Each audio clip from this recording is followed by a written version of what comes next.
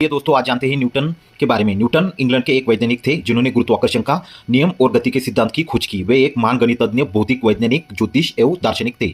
इनका शोध प्रपत्र प्राकृतिक दर्शन के गणितीय सिद्धांतों सन 1687 में प्रकाशित हुआ, जिसमें सार्वत्रिक गुरुत्वाकर्षण एवं गति के नियमों की व्याख्या दी गई है और इस प्रकार चिरस्मृत भौतिक, क्लासिकल भौतिक की नींव रखी। उनकी फिलोसॉफी नेचुरेलिस प्रिंसिपिया मैथमेटिका 1687 में प्रकाशित हुई। यह विज्ञान के इतिहास में अपने आप में एक सबसे प्रभावशाली पुस्तक है जो अधिकांश साहित्यिक यांत्रिकी के लिए आधारभूत कार्य की भूमिका निभाती है। इस कार्य में न्यूटन ने सार्वत्रिक गुरुत्व और गति के 3 नियमों का वर्णन किया, जिसमें अगले 3 शताब्दियों के लिए भौतिक ब्रह्मांड के वैज्ञानिक दृष्टिकोण पर अपना वर्चस्व स्थापित कर लिया है।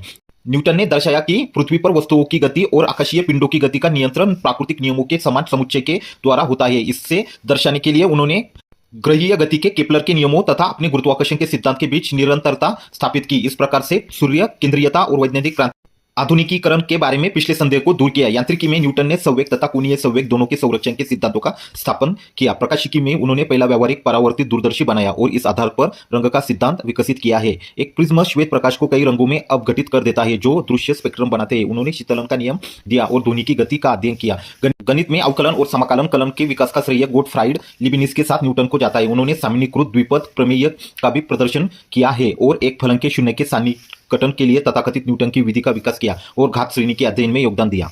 वैज्ञानिकों के बीच न्यूटन की स्थिति बहुत शीर्ष पद पर है। ऐसा ब्रिटेन की रॉयल सोसाइटी में 2005 में हुए वैज्ञानिक के एक सर्वेक्षण के द्वारा प्रदर्शित होता है, जिसमें पूछा गया कि विज्ञान के इतिहास पर किसका प्रभाव अधिक गहरा है, न्यूटन का या अल्बर्ट आइंस्टाइन का। इस सर्वेक्षण में न्यूटन को अधिक प्रभावी पाया गया। न्यूटन अत्यधिक धार्मिक भी थे, हालांकि वे एक अपरंपरागत ईसाई थे। उन्होंने प्राकृतिक विज्ञान, जिसके लिए उन्हें आज याद किया जाता की तुलना में बाइबिल हर्मेन्यूटिक्स पर अधिक लिखा। उनके प्रारंभिक जीवन के बारे में। आइजैक न्यूटन का जन्म 4 जनवरी 1643 को नई शैली और पुरानी शैली की तिथि 25 दिसंबर 1642 को लिंकोलनशायर के काउंटी में एक हेमलेट उल्स्टोर्पे बाय कोलस्टेओर्बे में उल्स्ट्रोप मैनर में हुआ। न्यूटन के जन्म के समय इंग्लैंड ने ग्रिगोरियन कैलेंडर को नहीं अपनाया था और इसलिए उनके जन्म की तिथि को क्रिसमस दिवस 25 दिसंबर 1642 के रूप में दर्ज किया गया है। न्यूटन का जन्म उनके पिता की मृत्यु के 3 माह बाद हुआ। वे एक समृद्ध किसान थे। उनका नाम भी आइजैक न्यूटन था। पूर्व परिपक्व अवस्था में पैदा होने वाला एक वो छोटा बालक था। उनकी माता हन्ना एस्वेक का कहना था कि वो एक चौथाई गैलन जैसे छोटे से मग में समा सकता था।